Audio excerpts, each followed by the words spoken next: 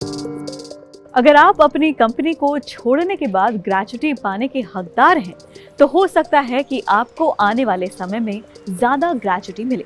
आने वाले दिनों में कंपनियों को अपने कर्मचारियों को ग्रेच्युटी के रूप में ज्यादा रकम का भुगतान करना पड़ सकता है। केरल के एक लेबर कमिश्नर ने ग्रेच्युटी कैलकुलेशन को लेकर जो आदेश पारित किया है, उस आदेश को आधार माना जाए तो कंपनियों पर यह आदेश भारी पड़ सकता है। क्या है पूरा मामला, आपको बता दें। दरअसल निजी क्षेत्र के HDFC बैंक के पूर्व एम्प्लॉय ने पेमेंट ऑफ ग्रेच्युटी एक्ट 1972 के तहत कंट्रोलिंग अथॉरिटी के पास एक याचिका लगाई थी। इस एम्प्लॉय का नाम है PV अन्नीकृष्णन पिल्लाई, जिन्होंने 2022 में नौकरी छोड़ने से पहले 16 सालों तक बैंक में नौकरी की थी। HDFC बैंक ने जो उन्हें ग्रेच्युटी का भुगतान किया था, उस पर उन्होंने सवाल खड़े करते हुए अथॉरिटी में चुनौती दी थी। 8 जून 2022 को याचिका दायर करते हुए उन्होंने अपनी दलील में कहा कि बैंक को केवल बेसिक पे पर नहीं, पर साथ में पर्सनल पे को साथ जोड़कर ग्रेच्युटी का भुगतान करना चाहिए। पेमेंट ऑफ ग्रेच्युटी एक्ट 1972 का पालन करवाने के लिए जिम्मेदार अधिकारी को कंट्रोलिंग अथॉरिटी कहा जाता है।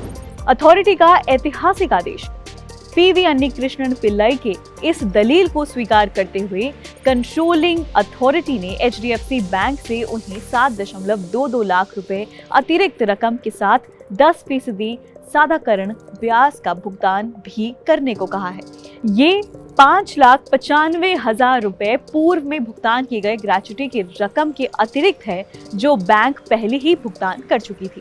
यह आदेश बीते वर्ष जुलाई 2022 में ही आ गया था, लेकिन बैंक और याचिकाकर्ता को 20 जनवरी 2023 को अथॉरिटी के इस आदेश के बारे में सूचित किया गया। एर्नाकुलम के असिस्टेंट लेबर कमिश्नर ने अपने आदेश में कहा कि याचिकाकर्ता के सैलरी के संबंध में एम्प्लॉयर ने पर्सनल पे शब्द का इस्तेमाल किया है।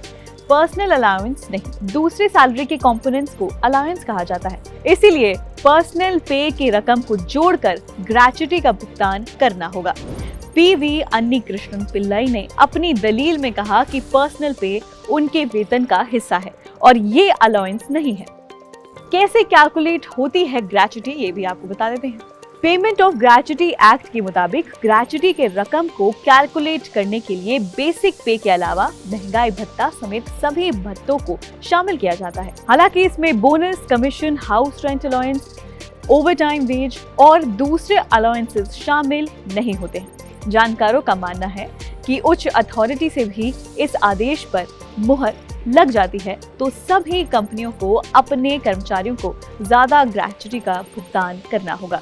बहरहाल HDFC बैंक इस आदेश को हाई कोर्ट से पहले डिप्टी लेबर कमिश्नर के पास चुनौती देने की तैयारी कर रही है। किसे मिलता है ग्रेच्युटी का फायदा, ये भी आपको बता देते हैं। अगर कोई कर्मचारी किसी कंपनी में लगातार 5 सालों तक नौकरी करता है तो वो ग्रेच्युटी पाने का हकदार हो जाता है।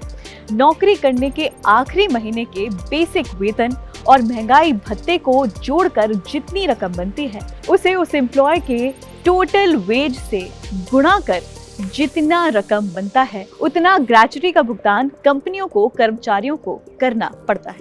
तो ये हैं वो लोग जिन्हें ग्रेच्युटी का हकदार माना जाता है।